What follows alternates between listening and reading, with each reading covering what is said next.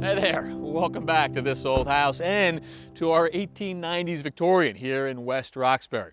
Now the house is undergoing a substantial restoration, which means there are plenty of things that are new, like windows, siding, and front porch, but also plenty that is original. And one of those things needs to be looked at by our expert, Mark McCullough. Hey Mark. Hey Kevin. So I'm talking to the homeowner and he's looking for sort of a diagnosis on his foundation, and I said, hey, I know a guy. What do you think?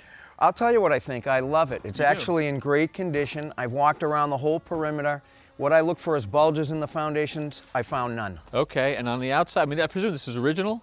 Original to the house, and I mean original right through this area right here. I mean, check this out. This is the Roxbury pudding stone. Oh, yeah. It's only found in this area. This is a stone that when the mason put it in, he wanted to make a cleaner face, so I can just see the hammer marks that he made. Nice. And this particular stone probably made by Mother Nature, meaning it was a topical stone that had been weathered. Somebody picked it up, put it in the wall, jointed it off, and that's the look that you're left with. So they're just digging them up right here and then they're just making a foundation out of them? More than likely. Okay. And then in terms of the different color mortar, I presume that's a patch. You're okay with that? You know what? I'm okay with it. Aesthetically, I would have done it a little differently, but it's fine. Yeah. All right. Well, how about the inside? All right, let's check it out. All right, Kevin, this is the real reason this foundation is in good condition. 20 inches thick. A house like this, usually 12 inches will do. Good news. Look at this spot. Not a steel beam, it's a wood beam. Yeah. So we know that this wood beam with the temperature fluctuation in the basement is gonna rock. It's gonna move left to right. All right. Look at this crack right here.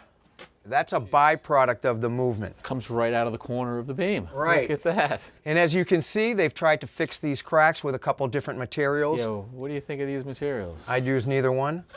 They've used this foam for air infiltration, not a bad idea, but if there's water behind this foam, it's gonna act as a sponge and it's gonna pull the water in. Ugh.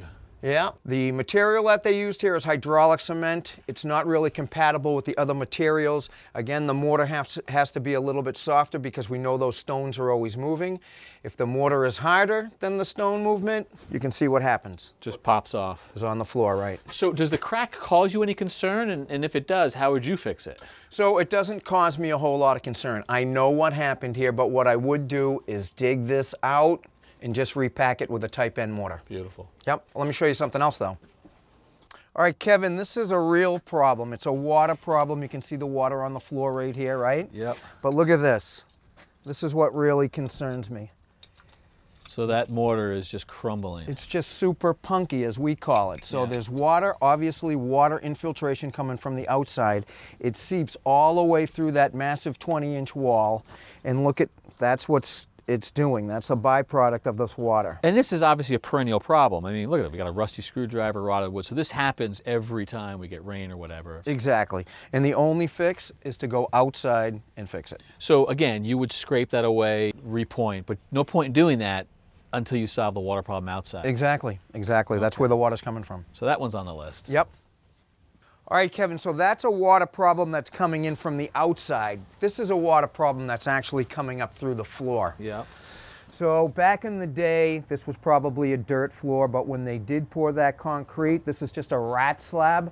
So I guarantee there was no gravel under it, there was no vapor barrier under it, and consequently, this masonry post acts as a wick. Just pulling the groundwater up through. Just pulling it up and again degrading the mortar only for a foot or so, but again that's indication that again it's wicking up. Only so far. So this is a supporting column underneath our wooden beam. Does this cause you concern? Well, yes, it does because it is holding up the house, so I'm going to have to take everything out that's loose and then I'm going to repack. All right. And this took years to cause this damage. Right. So it's not going to fall down this weekend, It's but it not does gonna have to fall be down. tended to. It does. All right, well, I'll let you tend to that, repointing, I guess, and I'll give the homeowner the report. All right, great. Thank you, I'll Mark. get going.